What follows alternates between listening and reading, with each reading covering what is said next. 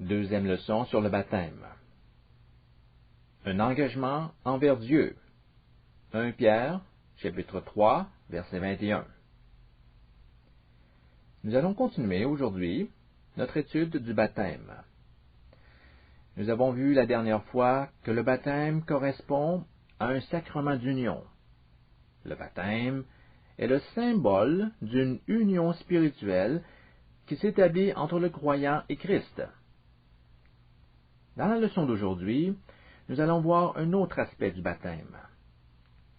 J'aimerais vous montrer que dans le baptême, nous faisons vœu de fidélité à Dieu. Par le baptême, nous nous engageons à suivre Dieu avec loyauté.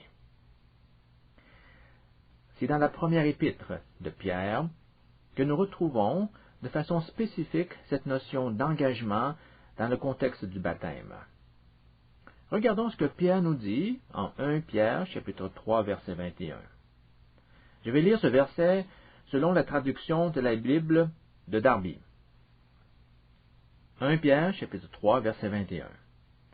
Or, cet antitype vous sauve aussi maintenant, c'est-à-dire le baptême, non le dépouillement de la saleté de la chair, mais la demande à Dieu d'une bonne conscience par la résurrection de Jésus-Christ.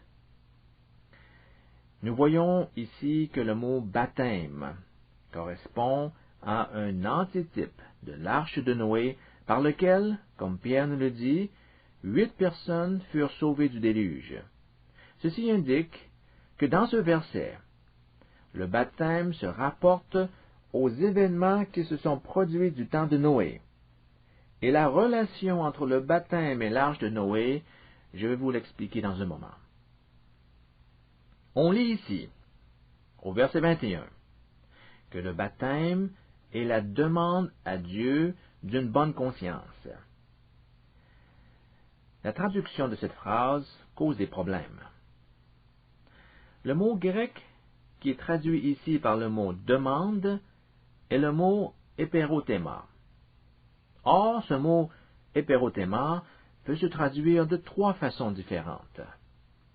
Premièrement, il peut s'agir d'une réponse à une question. C'est la position que prend la Bible Parole de vie. Le sens du baptême n'est pas d'enlever les saletés du corps, mais de répondre à l'appel de Dieu avec une conscience pure.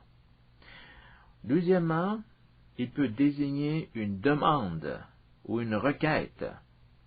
C'est ce que nous avons lu dans la Bible de Darby. Une demande à Dieu d'une bonne conscience. Ainsi, par le baptême, nous demandons à Dieu de nous pardonner nos péchés et de nous donner un cœur nouveau. Troisièmement, il peut faire référence à un engagement ou à un vœu d'allégeance. C'est la traduction que nous retrouvons dans la Bible Tob ou la Bible Louis II, l'engagement envers Dieu d'une bonne conscience.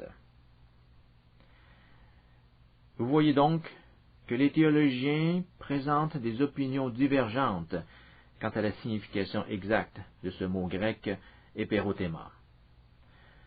Du point de vue lexicologique, c'est-à-dire sur la base du vocabulaire, il s'avère très difficile de défendre une définition plutôt qu'une autre. Le choix que nous faisons doit relever davantage de notre théologie.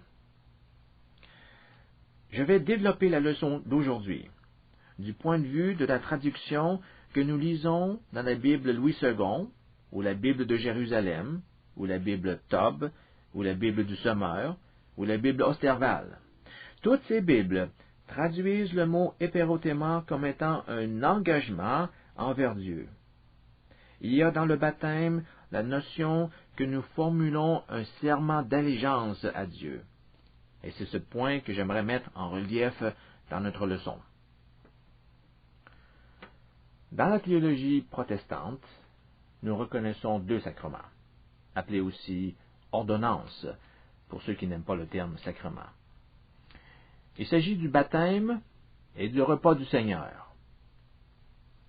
Le baptême correspond à un sacrement d'union et le repas du Seigneur un sacrement de communion. Le mot sacrement ne se retrouve pas dans la Bible. Il provient du mot latin sacramentum. Le mot français sacrement n'est qu'une translittération du latin.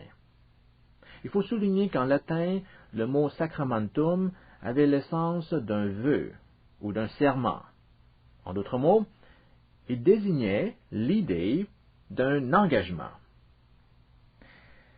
De façon plus spécifique, on utilisait ce terme dans un contexte militaire. On appelait sacramentum le serment d'allégeance que l'armée romaine prononçait à l'égard de l'Empire romain et de l'empereur de Rome.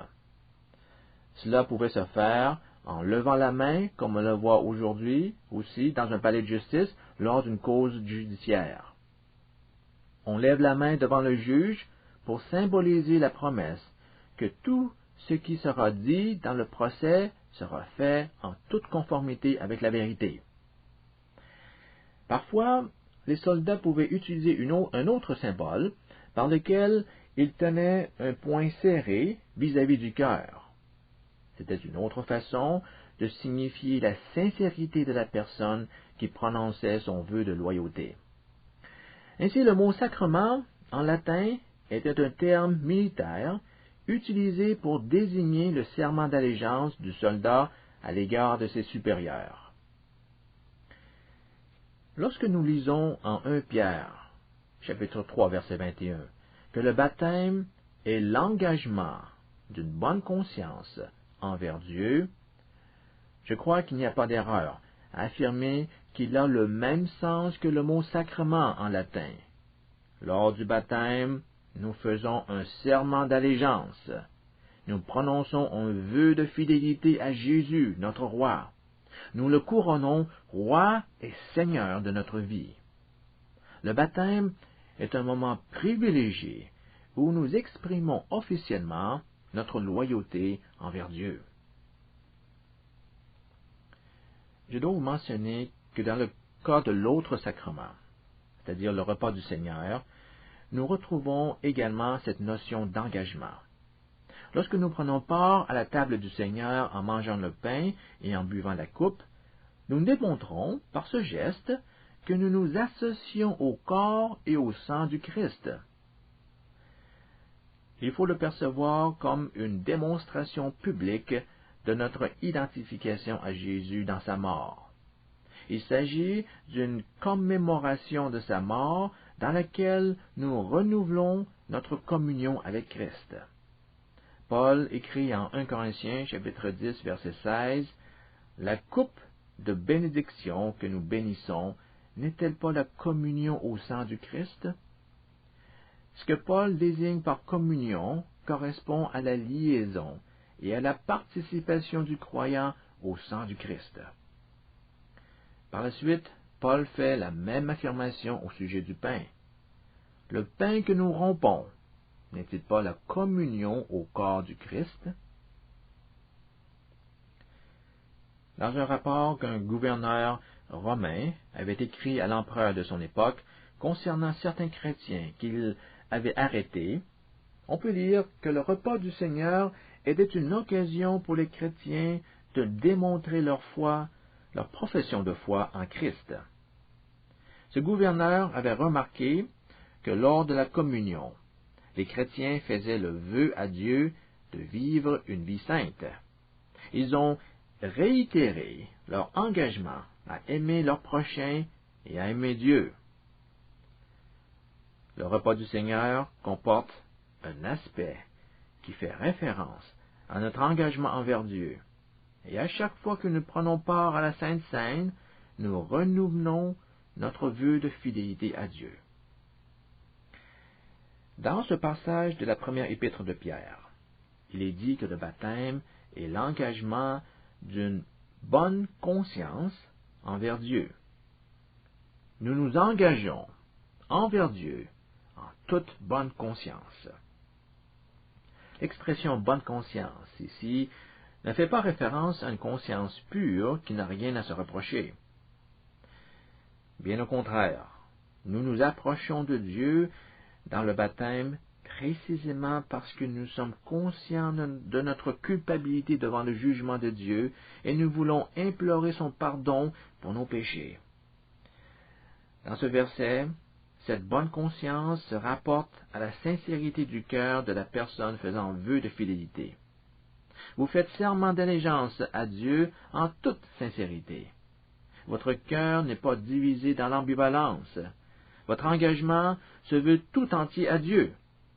C'est ce qu'on entend par bonne conscience. Il faut donc comprendre toute l'importance du baptême dans la foi chrétienne. Le baptême ne relève pas d'un choix personnel qui est laissé à la discrétion du chrétien. L'apôtre Pierre, plutôt, ne l'entend certainement pas de cette façon. D'ailleurs, remarquez ce qu'il nous dit ici. C'est le baptême qui vous sauve à présent. Voilà une affirmation qui doit nous faire réfléchir. Elle est tout aussi surprenante qu'intrigante. Sommes-nous en train de dire que le baptême nous sauve du jugement de Dieu? Est-ce que le baptême nous procure le salut?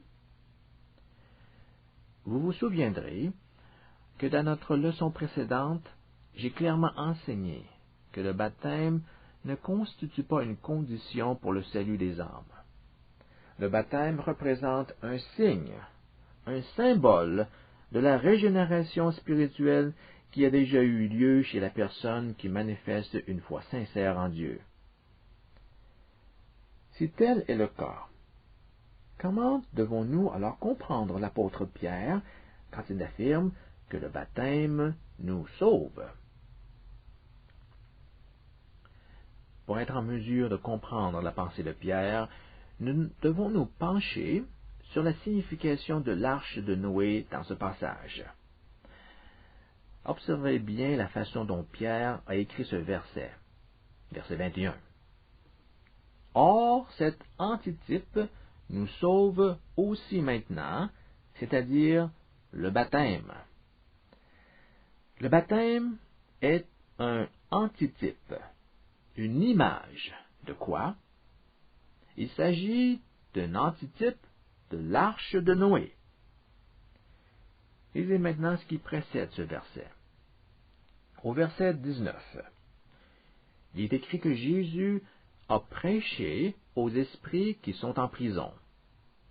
Ces esprits ont été autrefois désobéissants quand la patience de Dieu attendait dans les jours de Noé, tandis que l'arche se construisait, dans laquelle un petit nombre, savoir 8 personnes, furent sauvées à travers l'eau. Remarquez à nouveau la présence du mot « sauver ». Voici ce que Pierre voulait dire par cette comparaison. Tout comme l'arche sauva 8 personnes du déluge, le baptême nous sauve maintenant. C'est dans ce sens que le baptême constitue un antitype de l'arche de Noé et correspond à une figure de l'arche de Noé qui, à son tour, représente une figure d'une réalité spirituelle. Ceci signifie que le baptême constitue une figure d'une autre figure. Nous sommes donc en présence de 2 figures, l'arche de Noé et le baptême, 2 figures différentes qui se rapportent en une même réalité spirituelle.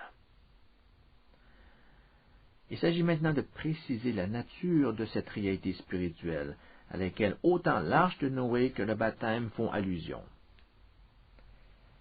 Les 8 personnes qui ont été sauvées du déluge correspondent aux chrétiens. L'eau du déluge correspond à l'eau du baptême. Dans l'incident du déluge, l'eau symbolise le jugement de Dieu qui s'est abattu sur la terre à cause des péchés des hommes. Dans le cas du baptême, l'eau représente le jugement de Dieu qu'une personne mérite à cause de ses péchés.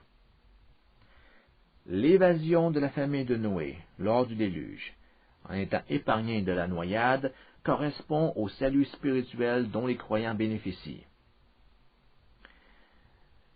Par ce parallèle, nous pouvons conclure que la réalité spirituelle qui occupait la pensée de Pierre concerne le jugement de Dieu à l'écart du péché et le salut que Dieu procure à tous ceux qui ont la foi.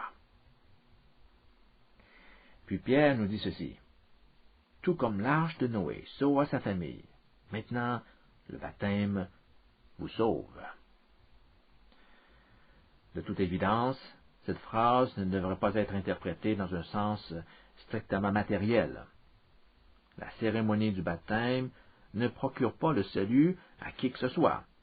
L'eau du baptême ne contient aucune puissance spirituelle qui pourrait régénérer une personne. D'ailleurs, l'apôtre Pierre ne tarde pas à nous en faire la remarque.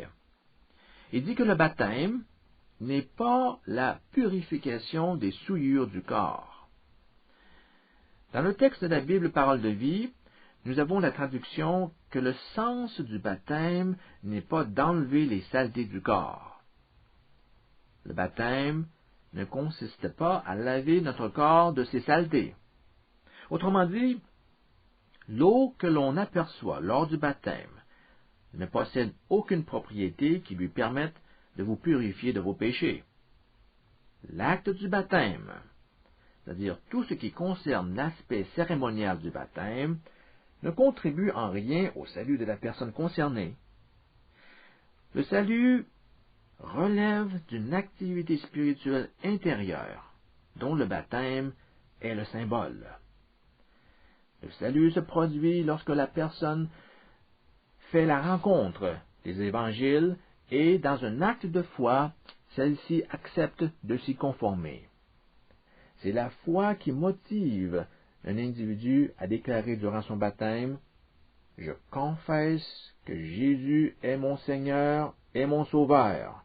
À partir de maintenant, je vais le suivre pour toujours. » Et c'est la raison pour laquelle Pierre précise que le baptême n'est pas la purification des souillures du corps, mais l'engagement d'une bonne conscience envers Dieu. Il faut faire preuve de foi pour en arriver au point de former un vœu de fidélité envers Christ si nous sommes vraiment sincères dans notre proclamation. Il faut manifestement avoir la foi pour qu'une personne confesse solennellement que Jésus est le roi de sa vie. C'est d'ailleurs ce que Paul nous dit dans sa lettre aux Romains, chapitre 10, versets 9 et 10. Si tu confesses de ta bouche le Seigneur Jésus, et si tu crois dans ton cœur que Dieu l'a ressuscité d'entre les morts, tu seras sauvé. Car en croyant du cœur, on parvient à la justice, et en confessant de la bouche, on parvient au salut. Quelles sont les étapes qui mènent au salut? On en compte deux dans ce passage. Premièrement, vous confessez que Jésus est le Seigneur. N'est-ce pas ce que vous avez affirmé à l'occasion de votre baptême lorsque le pasteur vous a demandé: « Crois-tu que Christ Jésus est ton Sauveur et Seigneur? » Et vous avez répondu: « Oui, je le crois. Je confesse devant tous que Jésus est Seigneur et Roi. » Par cette déclaration, vous avez du même coup remis votre vie entre les mains de Jésus, qui devient désormais le maître de votre vie. Deuxièmement, vous serez sauvés si vous croyez que Dieu a ressuscité Christ d'entre les morts. Car voyez-vous, notre salut relève non pas du baptême, mais directement de la résurrection de Jésus-Christ. Relisons 1 Pierre, chapitre 3, verset 21. C'était l'image du baptême qui vous sauve maintenant. Il n'est pas la purification des souillures du corps, mais l'engagement envers Dieu d'une bonne conscience. Et écoutez ce qui suit. Il vous sauve, c'est-à-dire le baptême vous sauve par la résurrection de Jésus-Christ. Le baptême vous sauve sur la base de la résurrection de Jésus. Ceci signifie que le baptême en soi n'apporte pas le salut. Le baptême ne possède pas la puissance nécessaire qui mène au salut. Notre salut est tributaire de la résurrection de Jésus. Notre salut survient par l'entremise de la résurrection de Jésus, car la puissance qui a relevé Jésus des morts est la même puissance qui provoque la régénération de la personne qui a la foi. Puis Pierre conclut cette section par un mot d'encouragement à l'égard du disciple de Christ. Il dit au verset 22, « Jésus qui, parti pour le ciel, est à la droite de Dieu et à qui sont soumis anges, autorité et puissance. » En d'autres mots, il nous dit, « Soyez sans crainte. Le Christ que vous avez confessé comme étant votre Seigneur, il est aussi le Seigneur de toutes les puissances qui peuvent s'opposer à votre marche avec Dieu. Vous avez l'assurance d'une vie spirituelle victorieuse, car Christ est ressuscité d'entre les morts. » Ainsi donc, le baptême constitue un serment d'allégeance à Dieu, par lequel on s'engage à le suivre sans réserve là où il nous conduira. Mais on ne doit jamais prendre à la légère cette décision de suivre Jésus. Il faut savoir prendre le temps de réfléchir avant de dire « Oui, Seigneur, je veux te suivre partout où tu iras. » Sachez qu'il y a un prix à payer pour suivre Jésus. Le vrai disciple est pleinement conscient qu'en suivant Jésus, il devra se détacher de tout ce qu'il possède. L'enseignement du Seigneur Jésus est très clair à cet égard. Jésus le souligne à plusieurs reprises dans les évangiles. Laissez-moi vous montrer un de ces passages. J'aimerais vous lire Matthieu chapitre 8, versets 18 à 22. Jésus, voyant une foule autour de lui, donna l'ordre de passer sur l'autre rive. Un scribe s'approcha et lui dit, « Maître, je te suivrai partout où tu iras. » Jésus lui dit, « Les renards ont des tanières, et les oiseaux du ciel ont des nids, mais le Fils de l'homme n'a pas où reposer sa tête. » Un autre, parmi les disciples, lui dit, « Seigneur, permets-moi d'aller d'abord ensevelir mon Père. » Mais Jésus lui répondit, « Suis-moi, et laisse les morts ensevelir leurs morts. » Ce passage concerne le disciple de Christ et explique les exigences qui affectent la vie d'un tel disciple. Nous avons ici un scribe qui se présente devant Jésus pour lui exprimer le désir suivant. « Maître, je te suivrai partout où tu iras. » De toute évidence, il avait déjà entendu parler de Jésus. Sa vie, son enseignement et la puissance qu'il manifestait en guérissant miraculeusement les malades, tout cela l'a sans doute impressionné. Et il fait cette remarquable promesse. « Je te suivrai partout où tu iras. » Aujourd'hui, s'il y avait quelqu'un qui dirait dans notre Église, « Je veux suivre Jésus », notre première réaction serait probablement de pousser un cri de joie par un « Alléluia, gloire à Dieu ». Et c'est tout à fait normal. Mais observez bien la réponse de Jésus ici. C'est comme si Jésus prenait un seau rempli d'eau froide et déversait cette eau sur la tête de ce disciple. Le Seigneur Jésus lui dit, « Tu sais, les renards, ils ont des trous pour s'abriter. Tu vois les oiseaux dans le ciel, ils font des nids dans les arbres. Mais le Fils de l'homme, c'est-à-dire moi, n'a pas de lieu où il peut reposer sa tête. » En d'autres mots, il est en train de dire à cet homme, avant de promettre que tu vas me suivre partout dans mes déplacements, tu devrais d'abord réfléchir sur les exigences qui attendent de mes disciples. Quelles sont donc ces contraintes auxquelles Jésus fait allusion? Jésus dit à cet homme, « Le Fils de l'homme n'a pas où reposer sa tête. » Comment comprendre ces déclarations? Voyez-vous, même un sans-abri peut toujours trouver un endroit où il peut s'étendre et reposer sa tête. Il sera peut-être étendu sur le banc d'un parc, ou devant une entrée de métro, ou tout simplement étendu sur le sol.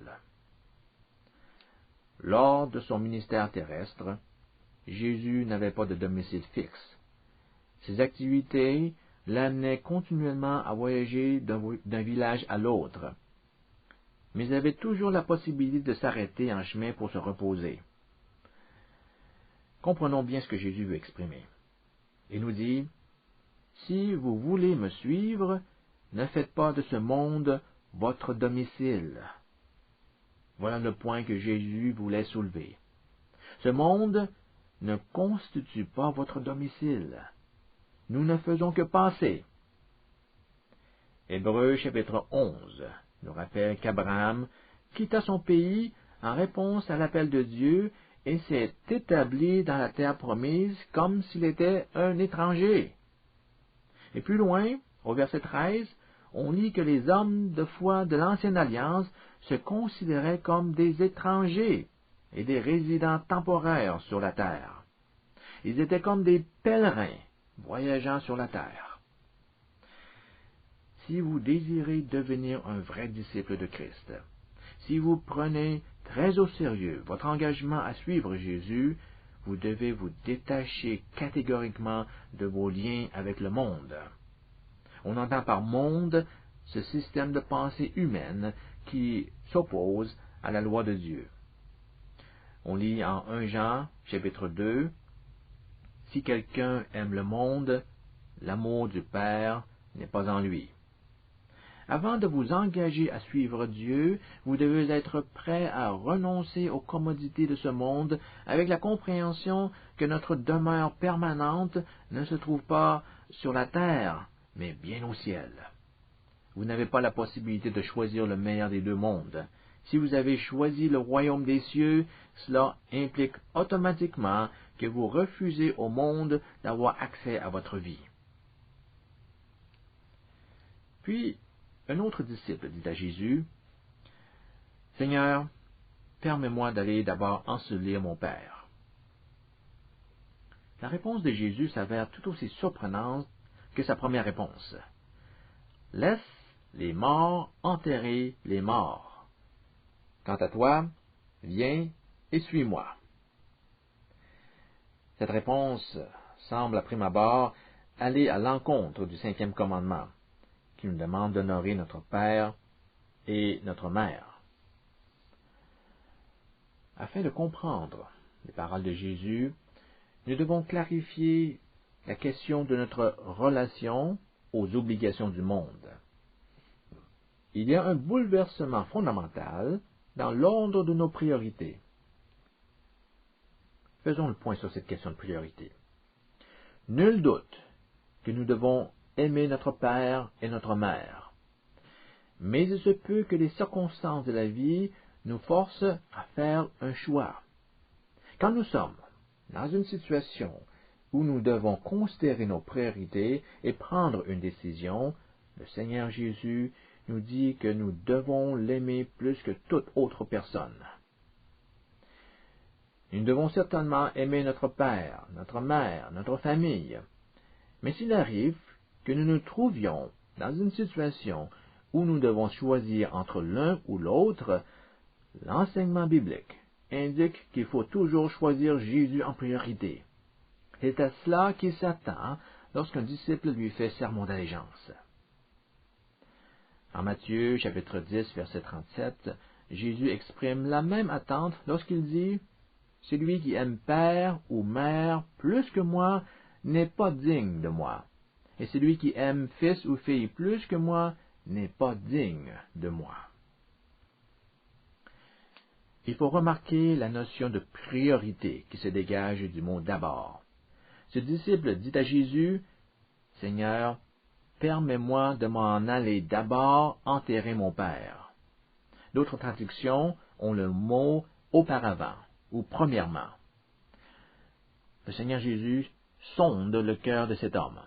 Et en réponse, il lui dit, « Si tu veux devenir mon disciple, alors je dois occuper la première place parmi toutes tes priorités. Il n'y a rien de plus important que ton engagement envers moi. Suis-moi. Et laisse ceux qui sont morts spirituellement de soin d'enterrer ceux qui sont physiquement morts. » Cette réponse drastique démontre toute l'ampleur du sérieux qu'un disciple doit faire preuve dans son engagement à suivre Jésus. Il n'y a pas de place pour un engagement partiel. Christ doit être la priorité dans toutes les facettes de notre vie. Si vous ne vous sentez pas prêt à vous engager dans la vie chrétienne de cette manière, alors ne faites aucun serment d'allégeance à Jésus, car tôt ou tard, vous allez vous rendre compte que le prix à payer pour suivre Jésus vous semblera insupportable. Il faut savoir compter la dépense avant de s'engager dans la vie chrétienne. Mais si vous avez réfléchi avec discernement aux exigences de la vie de disciple et que vous êtes toujours disposé à confier entièrement votre vie à Christ, alors vous êtes prêt pour le baptême. Nous avons un baptême précisément pour permettre aux croyants de démontrer publiquement sa foi en faisant une déclaration de fidélité envers Dieu. Il y a ainsi dans la cérémonie du baptême une notion de loyauté. C'est un moment de grande intensité spirituelle où nous faisons serment d'allégeance envers Dieu.